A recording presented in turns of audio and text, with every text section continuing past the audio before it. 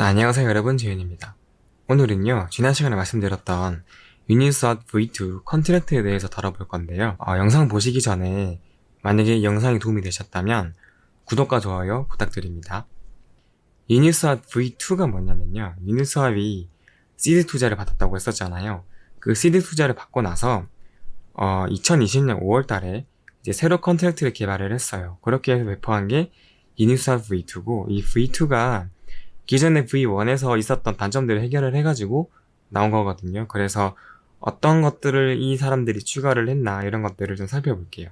그것을 위해서는 저희가 백서를 먼저 살펴봐야 됩니다. 왜냐면 코드만 봐가지고는 이 코드가 왜 이런 코드를 작성하였는지를 우리가 쉽게 알기가 좀 어렵거든요. 그래서 먼저 백서를 좀 보고요. 백서에서 이제 이런 것들이 새로 구현이 됐구나, 그러면은 이런 것들은 코드상에서 어떻게 구현이 됐는지를 살펴보도록 할게요. 이게 이제 유니스왑 V2 코어에 대한 백서고요. 1저자가 헤이든 애담스죠. 그리고 2저자는 유니스왑 사람이고, 그리고 3저자가 누구냐면 이 유니스왑에 펀딩을 했던 파라다임의 댄 로빈슨이라고 하는 사람이네요. 이 백서를 저희가 다 볼 필요는 없을 것 같고요. 이 중에서 제가 생각했을 때 중요한 부분들만 말씀드리도록 할게요. 첫 번째가 뭐냐면요, 원래 유니스왑 버전 1에서는 어떻게 토큰 페어를 만들었냐면은 ERC20 토큰과 이더리움을 서로 페어로 만들어서 사용을 했습니다.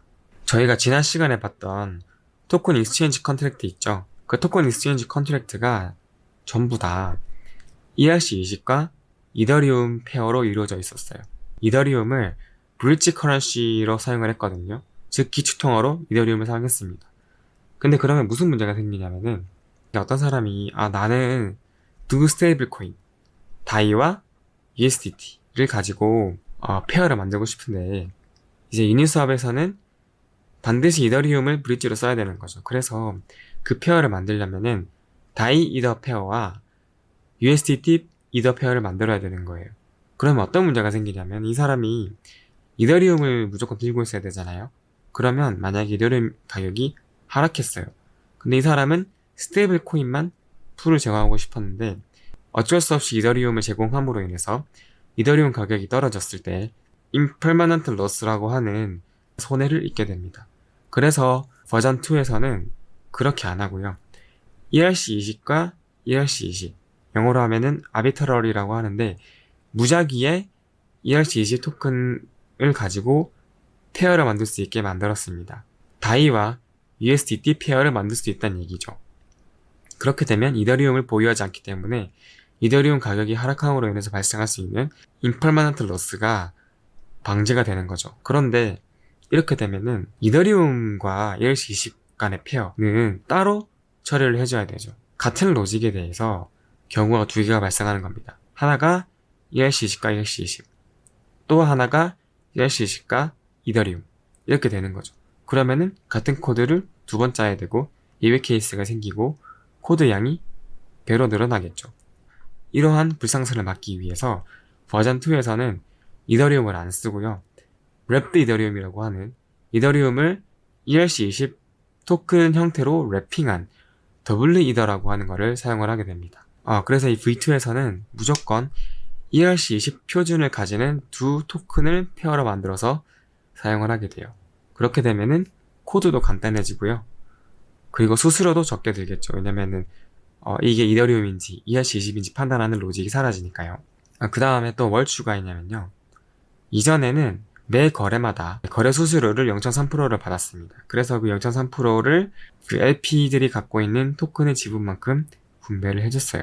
그런데 이 사람들이 V2에서는 조금 다른 걸 생각합니다. 수수료를 0.3을 다 안 주고요, 0.25만 주고요, 0.05를 이제 프로토콜 피라고 해서 따로 거두려고 하는 로직을 넣었습니다. 이 피는 이 유니스왑 사람들에게 가는 건지 아니면은 유니스왑 토큰 홀더들에게 가는 건지 모르겠어요. 그런데 아마 유니스왑 홀더들에게 갈 걸로 예상이 됩니다. 왜냐면은 그 유니스왑 홀더들이 계속해서 유니스왑 거버넌스라고 하는 유니스왑의 어떤 제안들을 하고 투표를 할 수 있는 사이트가 있는데요. 유니 토큰이 발행됨으로 인해서 이제 유니 토큰 홀더들이 그 수수료를 달라고 이제 계속 주장을 하고 있어요. 그래서 아마도 제 생각엔 그렇게 될 것 같고요. 또 하나 추가된 게 프라이스 오라클이라고 해가지고요. 유니스왑에서 거래되는 토큰의 교환비가 시중에서 거래되는 토큰의 교환비랑 매우 유사하다. 거의 일치한다라고 하는 논문이 발표가 됐습니다. 그 논문을 근거로 유니스왑에서 거래되는 토큰 거래 비율을 가격 정보를 제공하는 어떤 정보로 쓰는 거예요. 그렇게 하기 위한 로직을 넣어놨습니다. 그런데 이 유니스왑을 프라이스 오라클로 쓰게 되면은 공격자가 나올 수 있어요. 이 유니스왑 풀에서 다량의 토큰을 교환한다거나 아니면은 토큰 풀을 집어넣는다거나 해가지고 가격을 왜곡시킬 수가 있습니다. 이 유니스왑을 프라이스 오라클로 쓰는 다른 컨트랙트들이 피해를 보겠죠. 그래서 이 사람들이 가격 정보를 그냥 반영하지 않고요. 과거부터 현재까지 쭉 이어지는 가격의 어떤 변화가 있겠죠. 그 가격 변화들을 그 가격이 유지된 시간만큼 최소 15초겠죠. 왜냐면 이더리움의 블록 인터벌이 15초니까 전체 시간에서 각 가격별로 그 시간에 곱한 만큼 더해가지고 가격을 결정하게 됩니다. 그렇게 되면 가격이 급격하게 변동하지 않겠죠. 그리고 유니스왑에서 두 토큰의 교환 비율을 정할 때 이게 정수로 딱 떨어지지가 않아요. 보통 소수점으로 떨어지거든요. 그런데 솔리디티는 부동소수점, 소수를 표현할 수 있는 데이터 타입을 지원하지 않습니다. 그래서 이 소수를 표현할 수 있는 새로운 데이터 타입을 정의해서 써요. 256비트짜리 자료형을 쓰는데요. 그 자료형에서 처음 112비트는 정수형을 씁니다. 그리고 그 뒤에 있는 112비트는 소수점 자릿수를 위해서 사용을 해요. 그러면 나머지 32비트는 뭐냐? 그 타임스탬프 있죠?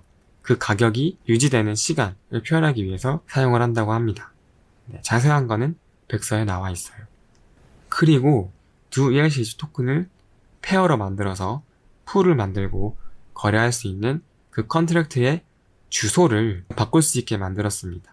이게 사실 중요한가 싶지만은 그냥 그럴 때 사용합니다. 토큰 페어 컨트랙트의 주소를 바꾸고 싶을 때 원래라면은 토큰 페어에 따라서 주소가 결정되거든요. 그런데 그 주소가 마음에 안 들어요. 혹은 주소에다가 특정한 의미를 가진 스트링을 넣고 싶다. 그럴 때 주소를 조작하기 위해서 사용을 합니다. 제가 생각했을 때는 딱히 그렇게 중요한 의미가 있는 것 같지는 않아요. 그리고요, 여러분들 궁금해 하실 게 LP들이 받게 되는 LP 토큰의 수량, 이런 게 좀 궁금하실 거예요. 그래서 그런 것들이 어떻게 이루어지는지를 한번 봅시다. 백서에 보면요, Initialization of Liquidity Token Supply라고 있죠. 이 항목을 보시면요, 두 번째 이큐에이션을 보면요, 민티드, 새로 생성되는 LP 토큰은 X 스타팅 분의 X 디포지티드예요. 어떤 사람이 X 토큰을 풀에 넣었을 때 생성되는 게 LP 토큰이겠죠. X 스타팅은 넣기 전의 수량일 거고요. X 디포지티드는 넣은 수량일 겁니다. 곱하기 S 스타팅, 이건 뭐냐면 그 사람이 X 토큰을 풀에 넣기 전에 원래 있던 LP 토큰의 양이겠죠. 그러니까 새로 생성되는 LP 토큰의 양은 어떤 특정한 ERC20 토큰의 전체 수량분의 이 사람이 넣은 수량의 비율만큼 생성이 됩니다. 근데 왜 하나냐? 저 X가 사실 Y가 될 수도 있습니다. 근데 X랑 Y 중에서 저 S민티드 값이 더 작은 값이 되도록 하는 S민티드를 찾아서 생성을 해내요. 그렇다면 이건 알겠어요. 그러니까 원래 LP 토큰이 있을 때는 전환 공식에 의해서 토큰이 만들어지는구나. 그렇다면 만약에 토큰 페어를 처음 만들었습니다. 아무것도 없는 상태에서는 어떻게 저 수량이 결정하나요? 왜냐면은 X 스타팅이 0이죠. 아무것도 없으면은. 그러면 저 값이 무한대가 되어버리잖아요. 그렇게 되면 안 되니까 처음에는 이 공식을 따라요. 이큐에이션 13번을 보시면은 S민티드가 루트에 X 디포지티드 곱하기 Y 디포지티드예요. 즉 X와 Y를 집어넣게 되면은 두 토큰 수량의 곱의 루트 값, 다시 말해서 기하 평균 값으로 정해지죠. 저기서부터 시작해서 새로 누군가가 토큰을 넣게 되면은 저 위의 공식을 따라서 토큰이 생성되게 됩니다. 예를 한번 들어볼게요. 만약에 ABC 토큰과 XYZ 토큰이 있습니다. 이때 ABC 토큰과 XYZ 토큰의 교환 비율이 1대 100이라고 해봐요. 만약에 이니셜 디포짓이 2ABC랑 XYZ라고 해봅시다. 교환 비율은 맞고요. 이때 디포지터가 받는 토큰의 양은 루트에 2 곱하기 200이니까 20이겠죠. 20에 해당하는 LP 토큰을 받게 되는 거예요. 그런데 여기서 조금 특이한 점이 있어요. 이 맨 처음에 쉐어를 만들어서 LP 토큰을 만드는 사람은 그 토큰 쉐어를 온전히 갖지 못합니다. 일부 수수료를 내요. 그리고 그 수수료는 명번 주소로 전송이 돼서 영원히 못 끼게 됩니다. 즉 번이 되는 효과가 있는데요. 왜 그렇게 되냐면은 그런 공격이 있을 수 있나 봐요. 저는 잘 상상이 되진 않지만 LP 쉐어는요, 최소 단위가 10의 마이너스 18승이에요. 보통 ERC20 토큰의 단위랑 같죠. 즉 다음 사람들이 LP 쉐어를 받으려면은 최소 단위가 10의 마이너스 18승인 거예요. 근데 그 사람이 넣는 토큰 포션의 비중이 그것보다 작다 라고 하면은 저 쉐어를 못 받습니다. 그런 경우를 대비하는 거예요. 그래서 그 사람이 넣은 LP 쉐어에 10의 마이너스 15승만큼, 그러니까 10의 마이너스 15승은 10의 마이너스 18승의 1000배죠. 즉 하나의 LP 쉐어 가치의 1000배에 해당하는 LP 토큰을 태워야 됩니다. 예를 들면 어떤 사람이 LP 쉐어 하나의 가격을 100불로 맞추고 싶은 겁니다. 그러면은 그것의 1000배인 10만 불에 해당하는 토큰이 없어지게 돼요. 저렇게 번을 시키게 되면은 손해가 굉장히 크겠죠. 사람들이 초기에 돈을 넣을 때 너무 많이 집어넣지 않는다고 해요. 왜냐면 본인이 나중에 저 수수료를 받아서 얻을 수 있는 이득보다 지금 태워지는 양이 더 많을 수 있기 때문에 그런 짓을 안 하겠죠. 그리고 마지막으로요, 프로토콜 피에 대해서 한번 볼게요. 이 프로토콜 피가 이전에는 없었는데 새로 도입이 되는 거거든요. 그리고 지금 켜져 있는지 꺼져 있는지 모르겠지만 이게 만약에 켜진다면 피를 일부를 갖고 가게 됩니다. 그 피를 어떻게 가져가게 되는지에 대한 공식이 2.4절 프로토콜 피라고 하는 세션에 나와 있어요. 이 피라고 하는 건요, 전체 LP 토큰 풀의 인플레이션에 비례해서 부과가 됩니다. 그래서 그 인플레이션을 보면 이 K 값이 두 토큰 수량의 곱인데요. 사람들이 돈을 집어넣게 되면 그 곱이 늘어나겠죠. 그래서 이 K2가 늘어난 LP 토큰의 양이고요. K1이 그 전의 LP 토큰의 양이에요. 토큰이 늘어났다고 생각하면은 K2가 K1보다 크겠죠. 1 빼기 루트 K2분의 루트 K1을 하게 되면 그 값이 이 풀의 인플레이션이 돼요. 그 인플레이션에서 이 사람들이 0.05%를 갖고 가는 겁니다. 저 수수료는 LP 토큰이 생성되거나 번될 때만 콜이 돼가지고 사용이 돼요. 그래서 이 사람들이 수수료를 계산하는 방법을 대략적으로 이렇게 만들었습니다. 즉 인플레이션의 6분의 1만큼의 피를 갖고 가겠다 라고 한 거예요. 그 공식이 5번 공식입니다. S1이 기존에 있던 LP 토큰의 양이고요. SM이 프로토콜 피로 가져가는 LP 토큰의 양이에요. SM 더하기 S1분의 SM, 이 파이, 이게 수수료 비율인데요. 파이 곱하기 F12가 되도록 가져가겠다 라는 거죠. 그때 파이를 6분의 1로 잡았습니다. 이 사람들이. 저 F12는 인플레이션 비율이었고요.